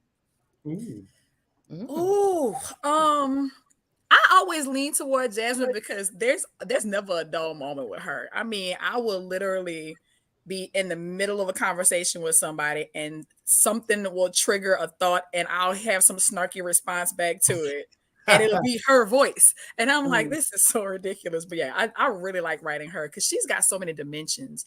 There's a lot of her that you still don't get a chance to see until the end of the first novel. And then with the second one, you get to see a whole nother side of her because there's some things that she still hasn't talked about. And that's going to be very prominent in that very first chapter for her. Ooh, okay. Now I'm going to be annoying now. Palia, who's your favorite character to write?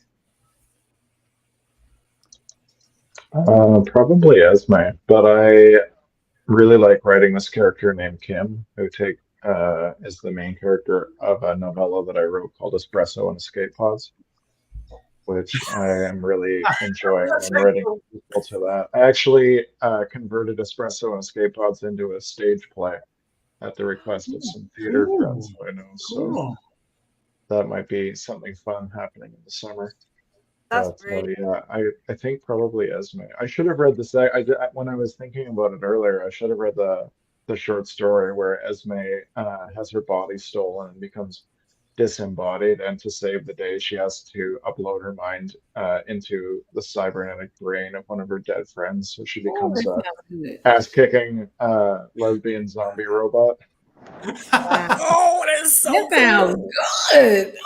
That would have been a good monster scene. Wow. We'll have to have you read your ass-kicking lesbian zombie robot next time. Absolutely. You're coming on again. I hope you are anyway. And Elle, what about you? Who's your favorite character that you've written?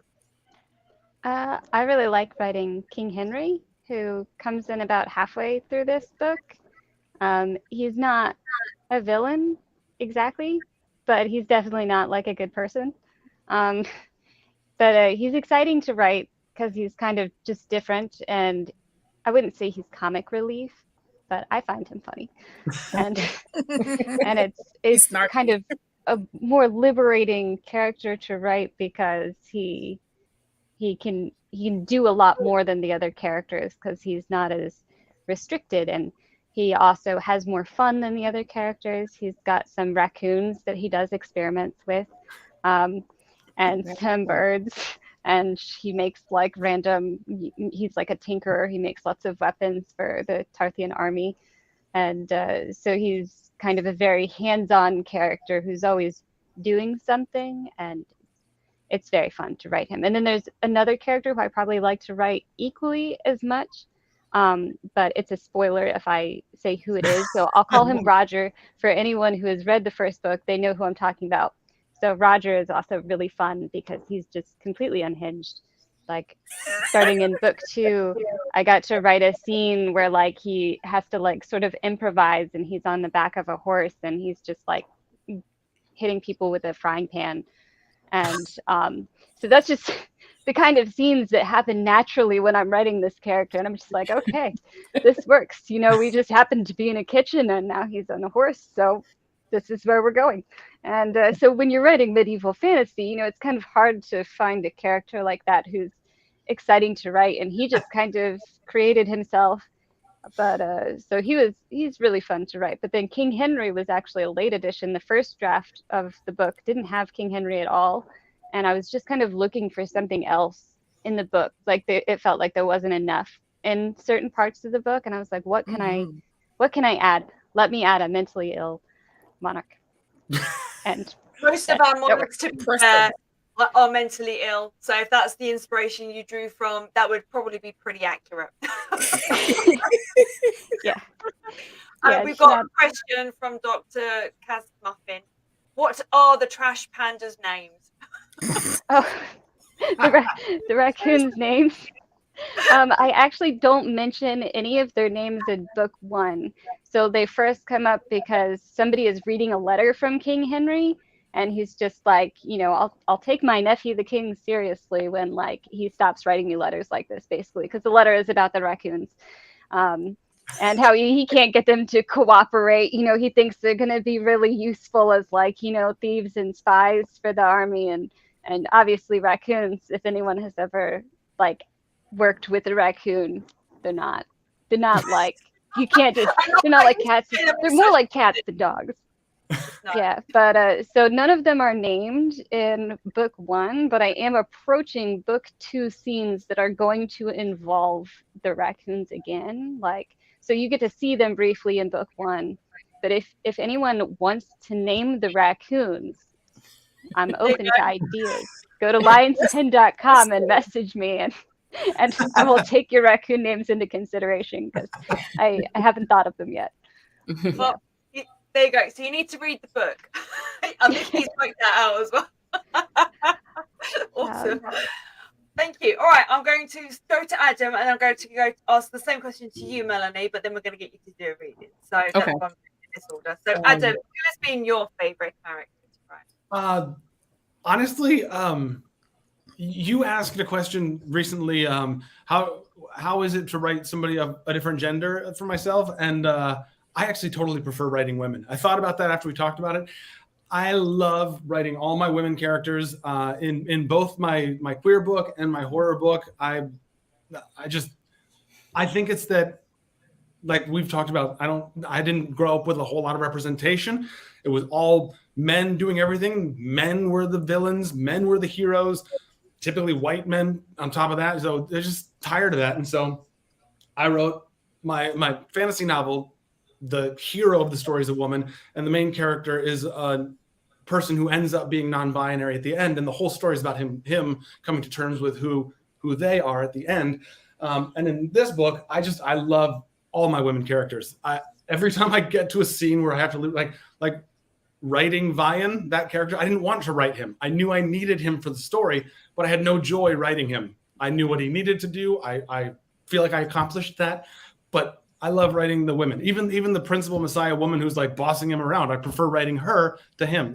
I think it's just about the representation. I want to see queer people. I want to see women in horrible roles and awesome roles. I want them the same way that it is in real life, So yeah, so that's how it is, and that's what I do. Go women. Yeah, Right? Absolutely. And over to you, Melanie. What about you? Well, it would probably be expected that I would say me because my books have been about me. But I think my favorite character right about is the next one. Whoever that character is. I just like exploring. I just like writing different things. And when I do my poetry, it's like every time I write about something or somebody, it's like a whole new person. So I get to meet these people that's floating around in my head with my poetry. So I would just say the next one is my favorite. That's a good answer. I've just got to add this to the show. Hang on a second. Archibald. I like that. That's cute. I like it. I like that name too. Me too. You can call him Archie for short. Yeah, or Baldy. Baldy. Hell, I think you're muted. We can't hear you. Uh-oh. Yes, Archibald sounds like a perfect raccoon name. I think that's an excellent name, and it's better than what I would have thought of myself. So, I mean, Archibald, that's a good one. Yay! Character christened. And I'll make some Archibald merch too. I've already asked my artist friend to make me like a raccoon with a crown on his head for like bags and stuff because I love raccoons. That's so cool. I love it. We've got a very excited fan here. Yes, the raccoon people. They'll love my books. Now, the other thing as well, before I just get you to read, Melanie, I've actually got front covers that I wanted to show because I think that's also important for everyone to be able to, this is here for you to showcase your work, isn't it? So I'm going to do yours last, Melanie, because you're going to be reading in a minute. Sure. So I'll do yours first, Elle. So this is your front cover. So that's your book. That's gorgeous. Really nice front cover. Is there anything you wanted we can't see you, I'm afraid, but is there anything you wanted to describe about this cover that you like, or you chose, or is there a reason why you chose this one in particular? Just having interest. Oh, she's muted. I can see muted. she's I thought I hit it. Samantha Slaughter is the artist and Shane Phillips was the designer, and neither of them listened to any of my ideas or anything I said about what I wanted for the cover. For context, Slaughter is my best friend and Shane is my boss in my day job. So they were both working for free. I ended up paying the artist at least, which made me feel a lot better about the situation. But I'm really glad that they didn't listen to me because all my ideas kind of sucked.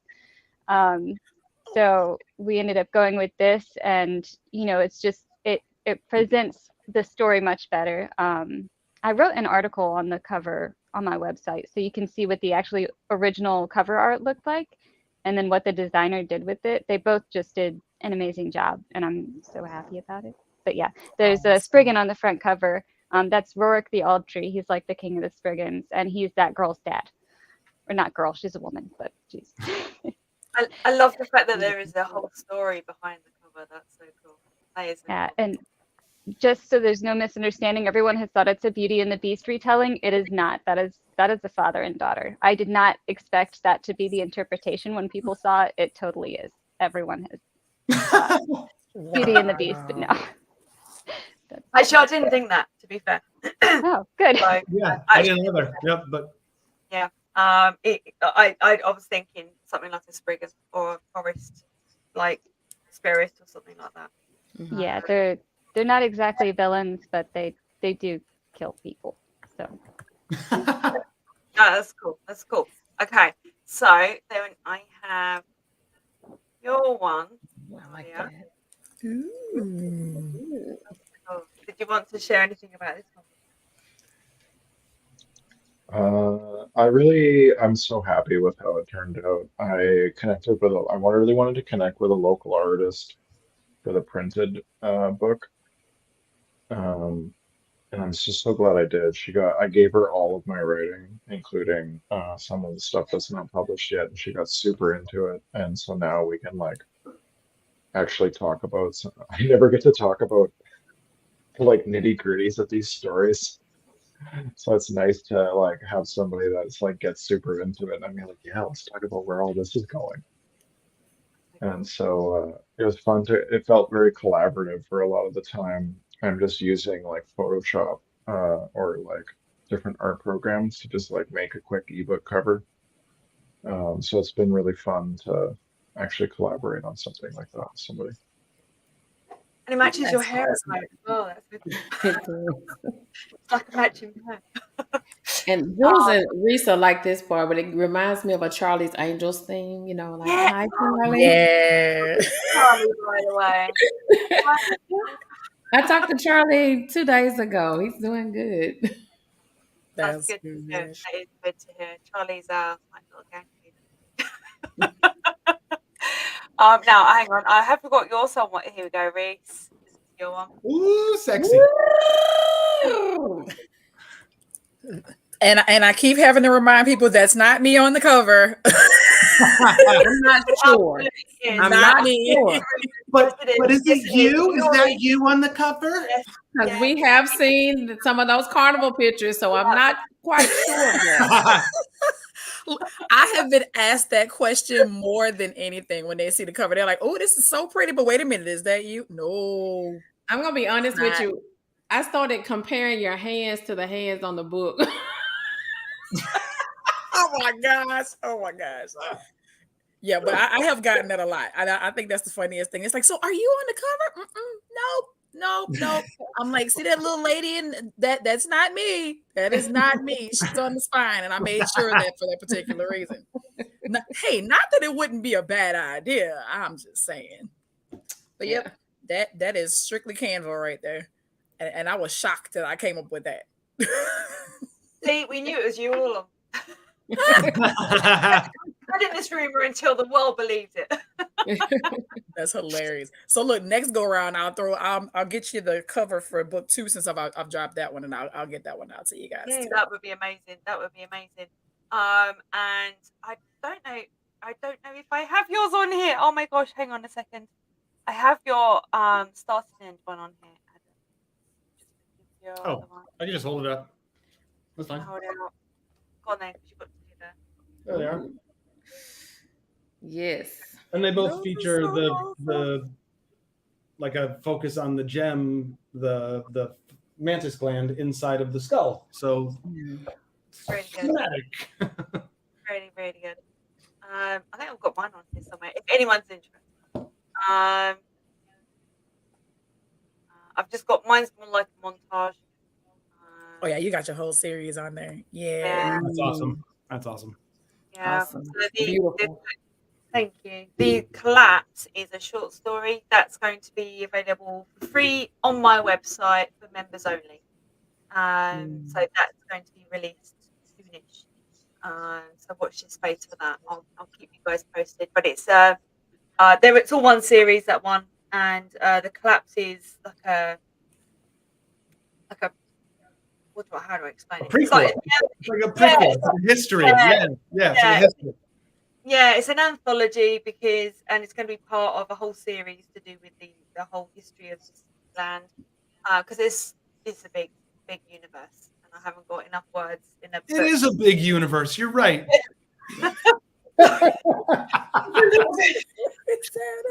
It's a little bit, yeah. All right, okay. I will post my web address up on the screen if anyone is interested in seeing that. But I am going to hand you over to the beautiful Melanie, who is going to do a poetry reading. Yes, I thought about What you got? Well, first of all, hello everyone. If you're just now tuning in, I'm Melanie. I'm an educator, poet, all of that stuff. And I thought about what we were talking about today with writing something and it turns out differently than you expected it at the beginning. And I want to share two pieces that I wrote in 2021, and they were part of a challenge for Poetry Month. And the first one, the challenge was to write something about the unexpected perks of a leisurely walk. Get out and do some exercise. That's what they always say. Push ups, squats, lifting weights, all this after an already long day. All I want to do is rest. Can I just shut my weary eyes? Why would I want to exert more energy, straining the muscles in my thighs? To feel the bright sunshine beaming on my face and see the incredible light, to look at the trees blowing in the wind like a choreographed dance. What a sight. The smell of the fresh cut grass, of flowers all in bloom, is much better than aerosol spray I use to freshen up my room. To hear the sounds of nature as birds chirp and sing, the faintest cry of a small cricket, I could hear everything. The smiles of the neighbors as they watched me pass helped me keep my stride going. What they were thinking in their minds were happy thoughts, and it was showing. The tiredness I had once felt was now non existent. All my reasons for staying in had now become so distant. The peaceful pace helped to regulate my breathing, and my heartbeat became rhythmic. I could breathe better, and my knees got stronger, and everything was done in sync. The benefits of the leisurely walk was just what I need in my life. It would alleviate me of this dreadful stress caused by turmoil and strife. I wish I had known this walk would bring such peace to my weary days ahead. Now I lay here in my bed, wondering, how could I walk now that I'm dead? That was the first one. And the second one actually made it to my book, entitled Flavor of Melanin. And this one, the prompt was write a poem using these words: high, blue eyed, troubled, verse, and trashy. So this one is entitled Hidden Melody. Yes, it was there. Yes, there, not anywhere you've ever been. There among the locals, the hoods, the people who have no next of kin. The troubled souls lost in a complex system of neglect, whose value is diminished, and daily they often deal with the disrespect. Yes, there among the dope dealers, drug pushers, sleeping bums, the trashy area of the town, most referred to as the slums, often avoided by the commoners and those of prestige and wealth, who think that these people are beneath them, like helping them would break their own health. It was there that a melody developed that first began in the mind of a young blue eyed kid whose mom had abandoned him to find peace away from her life, one with a kid born out of wedlock. She felt that raising a boy child would hinder her, would put her dreams in a headlock. So she left him there, and for years he waited for her to return. Waiting daily turned into years until the tears no longer would burn. His face at night, wishing upon a bright star to save him from despair. He began to find comfort in his melody. He'd hold his head high in the air. He hummed it to himself, giving him motivation to leave this curse. But he felt the passion in his tune. His suffering became his verse. But the hook was still the same. Why am I here among all this pain? Why does my belly no longer ache? Why don't I get shelter from this rain? But then one day, as he was exploring new places, he looked up to see some non-familiar faces. He realized that he was no longer in the recognizable shadows, for he had found his way into a less urban area where the grass actually grows. He was in a new place. He had made it out, but now, where was he now? How would he eat? What about his clothes? How would he fit in? Just how? And then he heard it. The same familiar tune, the one that was in his head. But where was it coming from? It was like his mind had been read. The melody drew him closer until there he was, face to face, with an older woman somehow, for some reason, he wanted to embrace. He couldn't understand why, but he felt the sudden urge to turn and run. But before he could, the woman turned around and simply said, "Son, thank you." Beautiful. Beautiful. Hang on. I don't know. Oh, you go. You're not muted anymore. I'm just. Some people are muted. Adam, you're muted. You do have a really relaxing voice. Thank you. Thank you. And I love that first poem, and then it got really dark at the end. I was like, I man, this know. is like motivating me. I want to go outside. It's like, And, okay, I'm and when done. I wrote it, I didn't know it was going to end that way. Both poems, I didn't know it was going to end that way. I was trying to write light, fun, happy-go-lucky poems, and then it ended like that. And my friend was like, "Are you a reincarnation of Edgar Allan Poe?" Quoth the Raven. Yeah. Oh, thank you, Melanie. That was a beautiful way to end our show. A couple of sort of admin type things. Just a reminder that we still have a competition running. Adam, would you like to share information about our competition? Sure. Yeah.